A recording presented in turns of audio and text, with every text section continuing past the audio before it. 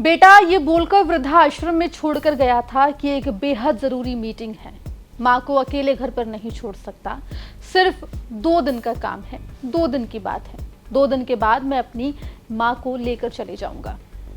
2 दिन कैसे कई दिनों में तब्दील हो गए ये किसी को नहीं पता चला।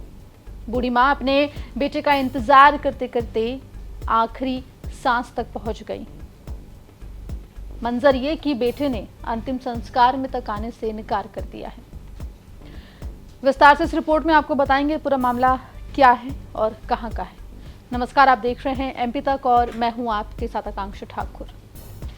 मध्य प्रदेश के इंदौर से एक दिल को झकझोर देने वाली खबर सामने आई है।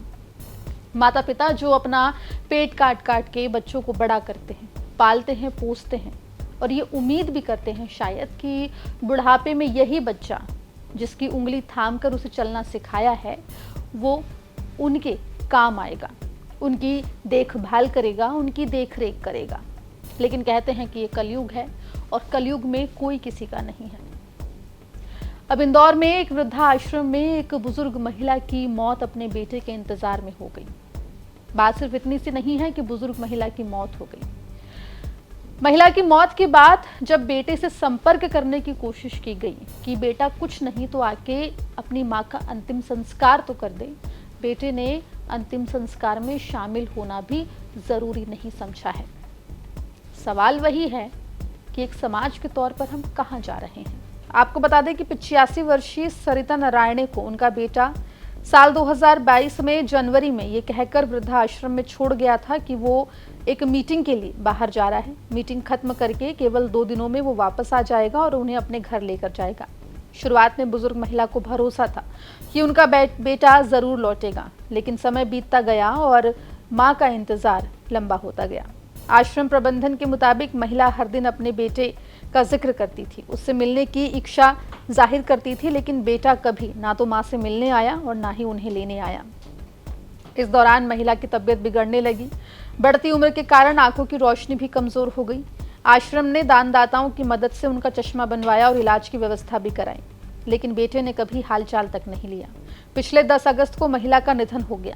आश्रम ने बेटे को सूचना दी, लेकिन कोई प्रतिक्रिया नहीं मिली। 3 दिन तक इंतजार करने के बाद आश्रम प्रबंधन ने ही पूरे सम्मान के साथ 85 साल की सरिता जी का अंतिम संस्कार कर दिया। ऐसा हुआ था कि एक व्यक्ति हमारे पास आया था, उसका नाम स्वप्निल था। वो हमारे पास आया था कि 2-3 दिन के लिए उसकी माँ को जो है हमें शेल्टर देना था। उसने कहा कि मेरी एक मीटिंग है, मैं 2-3 दिन में अपनी माँ को वापस ले जाऊंगा, और हमने उन पर विश्वास करके उनको रख लिया था। और फिर ऐसा हुआ कि वो 2 दिन जो है वो 2 हफ्ते, 2 महीने, 2 महीने, 2 साल और 4.5 साल हो गए वो अपनी माँ को ना कभी देखने आया न कभी मिलने आया। जो माताजी सरिता जो थी वो जब रहती थी बेड पे तड़पती रहती थी कि अपने बेटे से मिलवा दो, लेकिन हम जब भी कोशिश करते थे उनके बेटे से मिलने के लिए या कांटेक्ट करने के लिए तो हमें वो रिप्लाई नहीं देता था, ना हमारा फोन अटेंड करता था। फिर ऐसा हुआ कि 2 अगस्त को हमने माताजी की तबीयत ज्यादा खराब हुई, हमने उनको हॉस्पिटल में एडमिट किया और लगभग 10 अगस्त को उपचार के दौरान उनकी मृत्यु हो गई। मृत्यु होने के पश्चात भी मैंने उनके बेटे को कई बार संपर्क किया कि आपकी माँ सरिता जो है वो अब इस दुनिया में नहीं रही, आप उनका अंतिम संस्कार कर दीजिए, तो उन्होंने कोई रिप्लाई नहीं दिया, ना हमारा फोन उठाया, और फोन मेरा तो ब्लैक लिस्टेड में कर रखा है। अच्छा, उसके बाद किसी तरह का संपर्क उसने किया आपसे विसर्जन को लेकर या कुछ? नहीं, अभी तक भी उसका कोई संपर्क नहीं आया। मुझे इस बात का दुख है कि एक माँ को जो है उसके बेटे द्वारा अंतिम संस्कार किया जाना चाहिए था, लेकिन वो निराश्रित सेवाश्रम परिवार के द्वारा किया गया। जो माताजी जो बेड पे थी, मतलब हम लोग उनको खाना भी हाथ से खिलाते थे, डायपर्स चेंज करते थे, पूरा हम ध्यान रखते थे।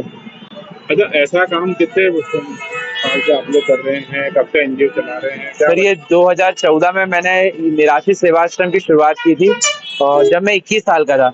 आज जो है 12 साल हो गए हैं और मेरे आश्रम परिवार में 148 बुजुर्ग वहाँ पे रह रहे हैं अभी वर्तमान में, जिसमें से 56 तो ऐसे बुजुर्ग हैं जो सुसुपोटी बिस्तर पे ही करते हैं, मतलब वो चल फिर नहीं पाते हैं। अगर आप 148 बुजुर्गों को परसेंटेज में समझेंगे तो 100% जो वहाँ लोग रह रहे हैं उसमें से 75% लोग अज्ञात है, निराश्रित है, जो रोड साइड पे अबेंडेंट मिले, जिनको हमने पुलिस के माध्यम से साथ में रखा है। इस पूरे मामले में जानकारी ये भी मिल रही है कि सरिता जी के बेटे ने जो एड्रेस यानी कि जो पता दिया था उस पते पर अब वो नहीं रहता है। जो मोबाइल नंबर आज वृद्धाश्रम को मुहैया कराया था वो मोबाइल भी अब बंद आ रहा है। इतना ही नहीं, जिस मकान में वो रहा करता था, जो कि उसकी माँ का था, उसको भी बेटे ने बेच दिया है और वो कहीं और रहने लग गया है। ऐसा ही मामला मध्य प्रदेश के भोपाल से भी सामने आया था, जहां पर ऐसे ही वृद्ध की मौत वृद्धाश्रम में हो गई थी और उनके बेटे बहू ने उनके अंतिम संस्कार तक में शामिल होने से इनकार कर दिया था। अब एक और मामला इंदौर से आया है।